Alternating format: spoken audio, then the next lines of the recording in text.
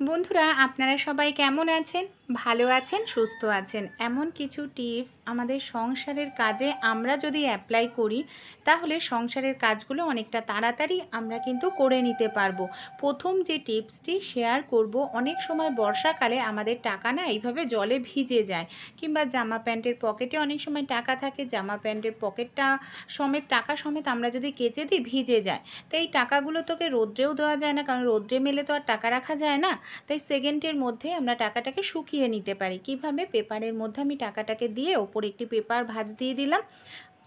Iron বা ইস্ত্রিটাকে আমি এইভাবে গরম করে নিলাম। গরম করে নিয়ে এইভাবে যদি 1-2 সেকেন্ড গরম ইস্ত্রিটা দিয়ে এইভাবে একটুখানি হিট দিতে থাকি, মানে গরম তাপ দিতে থাকি, আমাদের যে টাকাটা না একেবারে নতুন টাকার মতো কচকচে নোট তৈরি হয়ে যাবে। দেখুন, যেটা জলে আমি ভিজিয়েছিলাম আপনাদের সামনেই দেখতে পাচ্ছেন রেজাল্ট। পরের যে টিপসটি শেয়ার করব, আমরা যে পাত্রে দেখুন দুধটা জাল দিই, দুধ জাল দেওয়ার পর এই পাত্রটাকে কি করি? ধুতে বের করে দিই। কিন্তু পাত্রের গায়ে না বেশ কিছুটা দুধের স্বর এগুলো কিন্তু লেগে থাকে, তাই না? ভুলেও এই পাত্রটাকে আপনারা ধুতে বের করবে না, কারণ সেটা তো দুধের স্বর বা দুধটা অপচয় হচ্ছে। এই পাত্রের মধ্যে এখানে আমি 1 চামচ পরিমাণ দিয়ে দিচ্ছি আটা। যে আটা রুটি তৈরি করে খাই সেই আটা, আর সামান্য পরিমাণ হলুদ দিয়ে খুব ভালো করে মিশিয়ে নেব। তারপর এখানে আমি দিয়ে দিচ্ছি সামান্য পরিমাণ জল, দিয়ে খুব ভালো করে মিশিয়ে একটি তৈরি হয়ে যাচ্ছে খুবই উপকারী একটি ফেস প্যাক। এটা আমাদের ত্বকের জন্য ভীষণ উপকার। আপনারা রেগুলার ইউজ করতে পারেন, ত্বকের কোনো রকম ক্ষতি হবে না, কারণ এতে কোনো রকম কেমিক্যাল নেই। ত্বক থেকে একটি ন্যাচারাল গ্লো বের হবে, সেই সঙ্গে ত্বকের ময়লা, মরা চামড়া দূর হবে, ব্রণর সমস্যাও দূর হবে। 1-2 মিনিট এইভাবে মুখে, হাতে, পায়ে মাসাজ করে নেবেন। তারপর নর্মাল জল দিয়ে আপনারা ধুয়ে নেবেন। রেগুলার করে দেখুন, 7 দিন করলেই কিন্তু খুব ভালো আপনারা রেজাল্ট পাবেন। কীরকম লাগলো টিপসটি? কমেন্ট করে জানাতে ভুলবেন না। পরের যে টিপসটি শেয়ার করব, এখানে আমি পুরনো একটি পেনের ঢাকনা নিয়েছি আর একটি তেলের বোতলের ঢাকনা নিয়েছি। লোহার রড নিয়ে গরম করে নিতে হবে। তারপর দেখুন, পেনের ঢাকনাটাকে আমি এইভাবে যে আংটার অংশটাকে এইভাবে ভেঙে দিলাম, আর আমি লোহার রড দিয়ে কি করব, সবার প্রথমে গরম করে নিয়েছি, পেনের ঢাকনার মাথার দিকে এইভাবে ছোট ছিদ্র করে নেব। তারপর তেলের বোতলের যে ঢাকনাটা রয়েছে না, তারও ঠিক মাঝখানটায় আমি এইভাবে দেখুন ছোট্ট করে ছিদ্র করে নিচ্ছি। এবার ছিদ্রটা আমাদের এত বড় করতে হবে যাতে মানে পেনের ঢাকনাটা আমরা তেলের বোতলের ঢাকনায় ভালো করে ঢুকিয়ে দিতে পারি। দেখুন, এইভাবে সেট করে নিলাম। কি কাজে ব্যবহার করব? আমরা যে রেগুলার তেলের বোতল থেকে তেল ঢালি না, অনেক সময় বেশি পড়ে যায় তেল, তাই এরকম একটি ঢাকনা যদি তৈরি করে নিই, আমাদের যখন কম তেল প্রয়োজন তখন কম ঢালতে পারবো, যখন বেশি প্রয়োজন চাপ দিলেই বেশি পড়বে। পরের যে টিপসটি শেয়ার করব, একটি চামচ নিয়ে নিয়েছি, সামান্য পরিমাণ আমি নিয়ে নিচ্ছি এখানে বোরোলিন। বোরোলিনটা নিয়ে এখানে একটি মোমবাতি ধরিয়ে নিয়েছি। আমি মোমবাতিটার ওপরে চামচটাকে রেখে বোরোলিনটাকে হালকা একটু গরম করে নেব। কী কাজে এই বোরোলিনটাকে আমরা ব্যবহার করব? বর্ষাকালে অনেক সময় দেখা যায় আমাদের অনেকেরই না নখকুনি হয়, আর নখকুনি কিন্তু খুবই যন্ত্রণাদায়ক। তাই আমরা যদি এইভাবে গরম করে বোরোলিন দিই, তাহলে কিন্তু ব্যথাও যেরকম কম হবে, নখকুনিও দূর হয়ে যাবে। অনেকেরই হাজার সমস্যা হয়, 2 থেকে 3 দিন গরম বোরোলিন দিয়ে দেখবেন হাজাও কিন্তু দূর হয়ে যাবে।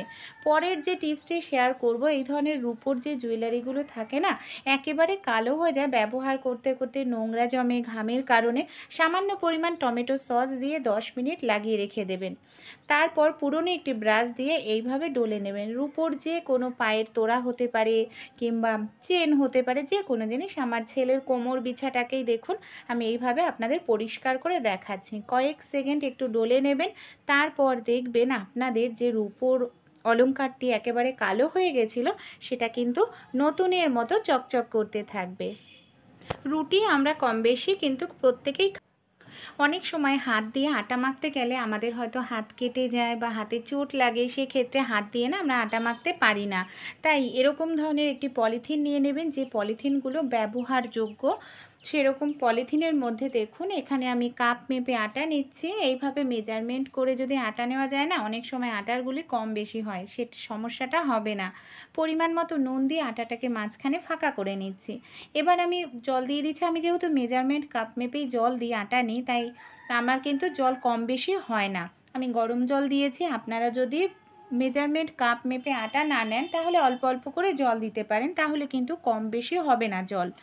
এবার দেখুন আমাদের ডাইরেক্ট কিন্তু আটাতে আর হাত লাগাতে লাগছে না। পলিথিনটার মধ্যে এইভাবে আটাটা নিয়ে আমরা যদি হাতের সাহায্যে এটা করতে থাকি বা পুরনো যে কোনো চার্জার থাকে চার্জারটা দিয়ে ওপরের অংশ খুলে নিয়ে এইভাবে হালকা হালকা করে একটু ট্যাপ করতে থাকি না, তাহলেই আমাদের আটাটা এত সুন্দর মাখা হয়ে যাবে, কোনো রকম হাত লাগানোর প্রয়োজন পড়বে না।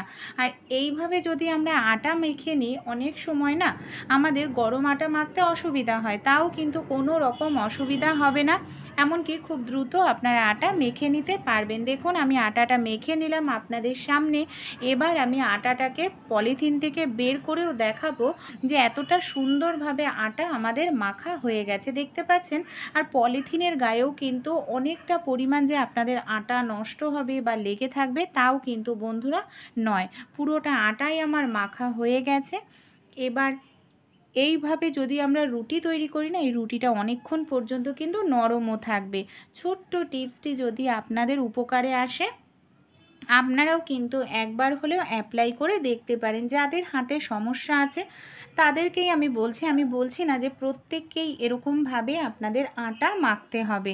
সামান্য পরিমাণ যে পলিথিনে লেগে রয়েছে সেই আটাটাকেও আমি আটা দিয়ে এইভাবে তুলে নিচ্ছি, তাহলে কিন্তু আমাদের পলিথিনটাও পুরোপুরি পরিষ্কার হয়ে যাবে।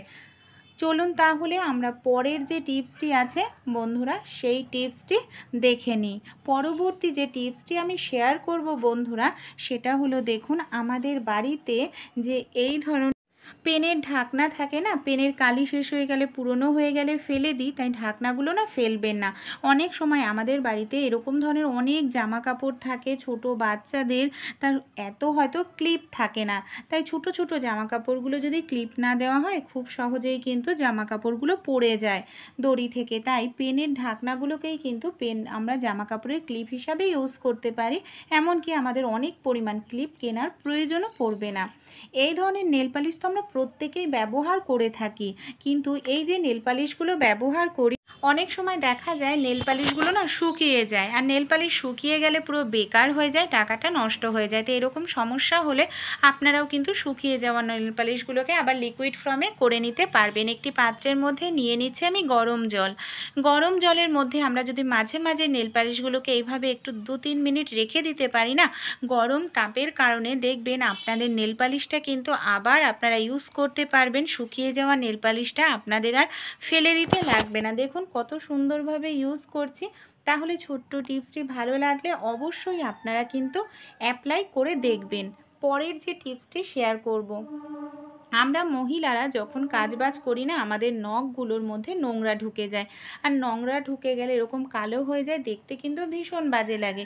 তাই সামান্য পরিমাণ নিয়ে নেবেন টুথপেস্ট নিয়ে নিয়েছি একটি টুথব্রাশে, তারপর নখগুলোকে এইভাবে আমি কয়েক সেকেন্ড ডলে নেব, তাহলে এই নখের ভেতরে যে কালো নোংরা সেটা খুব সহজেই বের হয়ে যাবে আর নখগুলো আমাদের পরিষ্কার হয়ে যাবে। দেখুন আমি এইভাবে মাঝে মাঝেই অ্যাপ্লাই করি নখ নোংরা হলে, তাই টিপসটি আপনাদের সঙ্গে শেয়ার করছি। দেখতে পাচ্ছেন কোনো রকম নোংরা কিন্তু নখের ভেতর নেই।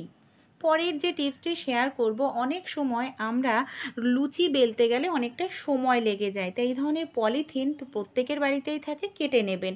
তারপর পলিথিনের মধ্যে একটি একটি করে লুচির লেচি দেবেন আর একটি ওপরে পলিথিন দিয়ে দেবেন। এইভাবে আপনারা 10-12টা লুচিও বেলে নিতে পারেন। অবশ্যই লুচির মধ্যে একটু তেল লাগিয়ে নেবেন। তারপর দেখুন আমি এখানে একটি গোল হাতা নিয়েছি, গোল হাতা নিয়ে আমি এইভাবে লুচিটাকে না গোল গোল মতো ঘুরিয়ে নিচ্ছি। কোনো রকম বেলনের প্রয়োজন পড়বে না, আপনারা একসাথেই দেখুন কত সুন্দরভাবে কতগুলো লুচি বেলে নিতে পারবেন। আর পলিথিন দিয়ে বেললে কি হবে, মাঝখানে পলিথিন দিলে একটির সঙ্গে একটি লুচি গায়ে লাগবে না, কত সুন্দরভাবেই দেখুন আমাদের লুচিগুলো তৈরি হয়ে গেল। কোন টিপসটি আপনাদের সবচেয়ে বেশি ভালো লাগলো কমেন্ট করে জানাবেন। পরের টিপসটি তাহলে চলুন দেখে নিই। এই ধরনের পেন আমাদের প্রত্যেকের বাড়িতেই থাকে। অনেক সময় কি হয়, পেনটা পুরনো হয়ে গেলে ব্যবহার করি না, তা যে আমাদের সুচ থাকে না, সুচগুলোকে যদি আমরা এইভাবে পেনের মধ্যে ঢুকিয়ে রাখতে পারি তাহলে সুচগুলো হারাবে না, যখন প্রয়োজন তখন আমরা ইউজ করতে পারবো, সুচগুলো জং ধরবে না। সুতোতে রাখলে অনেক সময় সুতোতে বের করতে গেলে হাতের মধ্যে ঢুকে যায়, এরকমভাবে রাখলে সেটা হবে না। পরের যে টিপসটি শেয়ার করব, এখানে আমি একটি ওয়াইপার নিয়ে নিয়েছি, আর দেখুন আমি এখানে নিয়ে নিচ্ছি একটি তাওয়ালে। আপনারা কোনো কাপড়ও ইউজ করতে পারেন। তাওয়ালেটাকে কি করব, এইভাবে বিছিয়ে নেব ওয়াইপারটার ওপরে রেখে, তারপর ওয়াইপারের মধ্যে তাওয়ালেটাকে আমি এইভাবে পেঁচিয়ে নিচ্ছি। বন্ধুরা, অনেক সময় কি হয় যে আমরা ওয়াইপারের মধ্যে কিছু পেঁচিয়ে নিলে বারবার খুলে যায়, তাই আমি এখানে পেনের ঢাকনা নিয়ে নিয়েছি, মানে পেনের ক্যাপ, এটাকে এইভাবে লাগিয়ে নিচ্ছি ওয়াইপারের ওপরে তাওয়ালের সঙ্গে, তাহলে কিন্তু ওয়াইপারটা থেকে তাওয়ালেটা খুলে যাবে না। বন্ধুরা, এটার সাহায্যে কিন্তু আমরা খুব সহজেই ঘরটা মুছে নিতে পারি। অনেক সময় আমাদের বসে ঘর মুছতে গেলে কোমরে হাঁটুতে যন্ত্রণা করে, আর এইভাবে যদি আমরা ঘর মুছি তাহলে কিন্তু কোমরে হাঁটুতে যন্ত্রণা করবে না, এমনকি খুব সহজেই আমরা ঘরটাকে মুছে নিতে পারবো। ছোট্ট টিপসটি আপনাদের কীরকম লাগলো বন্ধুরা, কমেন্ট করে জানাবেন। দেখুন কি পরিমাণে নোংরা ছিল। তাছাড়াও রান্নাঘরের আপনারা ঝুল ঝেড়ে নিতে পারেন, এমনকি রান্নাঘরের টাইলসটা নোংরা হলে এইভাবে আপনারা পরিষ্কার করে কিন্তু নিতে পারেন। ছোট ছোট টিপসগুলি যদি আপনাদের উপকারে আসে, অবশ্যই বন্ধুরা আপনারাও অ্যাপ্লাই করে কিন্তু দেখবেন।